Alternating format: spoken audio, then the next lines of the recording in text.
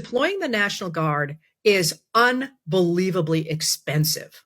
Like, there is no more expensive way to make things happen than to deploy the National Guard. So governors don't like to deploy the National Guard if they can possibly avoid it, unless they can get the feds to pay for it. And that's a really important caveat. So if you look, for example, at Operation Lone Star in Texas, which has been underway for years, been caused a huge problem among the Texas National Guard, because they're like, you have ripped us away from our families for absolutely nothing. It does not appear to have had the effects that the governor, Greg Abbott, says it has. But I believe the price tag on that baby so far is $12 billion.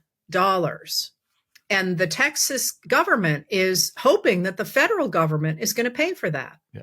That's the, just for folks, that's the sending of the National Guard to the border in Texas. That was 2021. That's a pretty hefty price tag. It's important to remember ICE and Border Patrol and the troops from Homeland Security are not the same thing as the National Guard, which is controlled by the states unless it is federalized by the president. And they are not the same as U.S. troops. And all of those are reacting very differently to what's going on in the cities. The other piece of that is, why are they doing this in addition to simply wanting to enforce Trump's will? Pritzker has said, and I think this is not wrong, that they want Americans to get used to having troops in the street because they are looking to the 2026 election.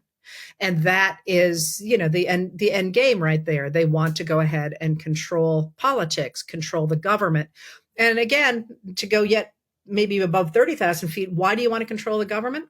Because if you can control the United States of America, you're the biggest dog in the fight. And there is one heck of a lot of money riding on all this stuff at an international level. And you can see that sloshing around too.